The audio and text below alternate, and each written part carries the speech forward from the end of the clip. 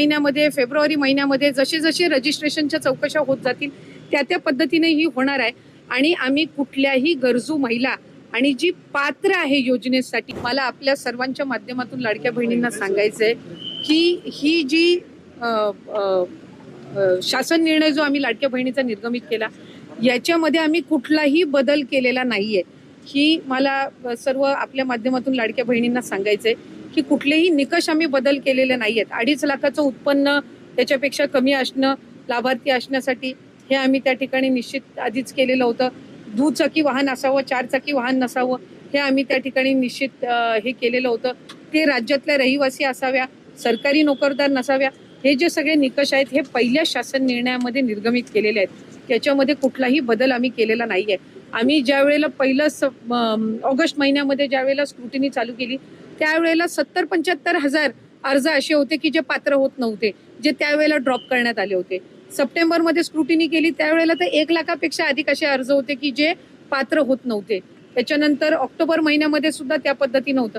त्यामुळे अशा पद्धतीचं लाभार्थ्यांची संख्या कमी जास्त होणं हे काही अचानक केलेलं आहे अशातला काही भाग नाही. आणि निकषांमध्ये काही तक्रारी ज्या ऑक्टोबर, नोव्हेंबर, डिसेंबर महिन्यामध्ये ज्या प्राप्त झालेल्या आहेत, जे एका ह्याच्यावरून 2-2, 3-3 वेळा लाभ घेत आहेत अकाउंट्समधनं, किंवा ज्यांच्यात 4 चाकी वाहनं आहेत पण तरी सुद्धा ते अशा जे काही कंप्लेंट बेस्ड आहेत त्या संदर्भातली चौकशी करून त्यांचा आधीचा कुठलाही लाभ आम्ही त्यांच्या अकाउंटमधून परत घेतलेला नाही. अशा पद्धतीचा कुठला निर्णय झालेला नाही.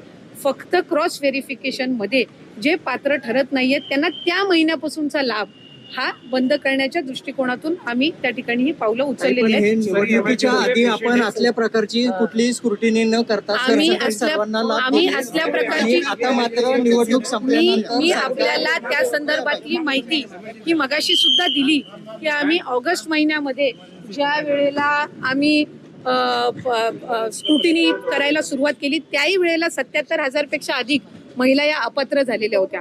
ऑगस्ट महिन्यामध्ये, सप्टेंबरमध्ये केली त्याही वेळेला 1 लाखापेक्षा झाल्या होत्या. ही एक कंटिन्युअस प्रोसेस आहे. ही मगाशी सुद्धा दिली की आम्ही ऑगस्ट महिन्यामध्ये ज्या वेळेला आम्ही स्क्रुटिनी करायला सुरुवात केली त्याही वेळेला 77,000 पेक्षा अधिक महिला या अपात्र झालेल्या होत्या.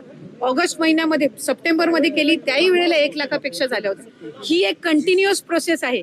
ही काही निवडणुकीनंतर चालू केलेली नाही. इन्कम टॅक्स आणि आरटीओच्या माध्यमातून जशी स्क्रुटिनी करताय कडक, अशी त्या काळात न करता सरसकट लाभ दिले. त्या काळामध्ये अजित दादा असतील, देवेंद्र फडणवीस असतील, एकनाथ शिंदे साहेब असतील, हे सांगत होते की कुठलीही महिला त्यापासून वंचित राहणार नाही.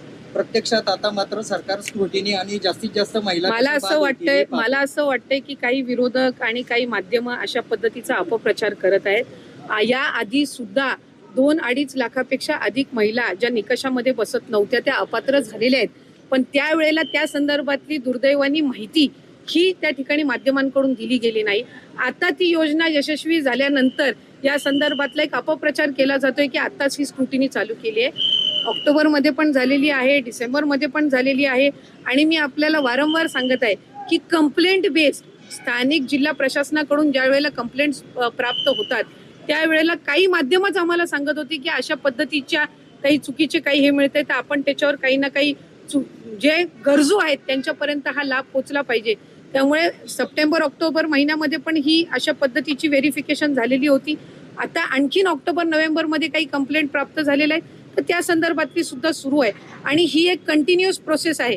ही जानेवारी महिन्यामध्ये, फेब्रुवारी महिन्यामध्ये जसे जसे रजिस्ट्रेशनच्या चौकशा होत जातील त्या पद्धतीने ही होणार आहे.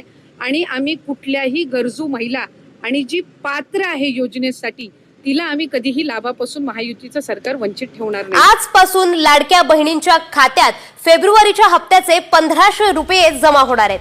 वित्त विभागाकडून 3,490 कोटी रुपये वर्ग करण्यात आल्याची माहिती आहे. डिसेंबर अखेर 2,46 लाख महिला लाभार्थी होत्या. त्यातील 5 लाख महिला अपात्र ठरल्या. त्यामुळे जानेवारीपर्यंत 2,41 लाख लाभार्थी महिला आहेत. मात्र अजूनही अनेक महिला अपात्र ठरण्याची शक्यता आहे.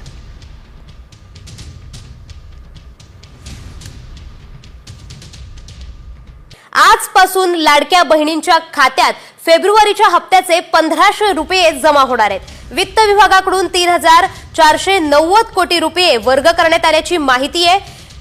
डिसेंबर अखेर 2,46,00,000 महिला लाभार्थी होत्या, त्यातील 5 लाख महिला अपात्र ठरल्या, त्यामुळे जानेवारीपर्यंत 2,41,00,000 लाभार्थी महिला आहेत, मात्र अजूनही अनेक महिला अपात्र ठरण्याची शक्यता आहे।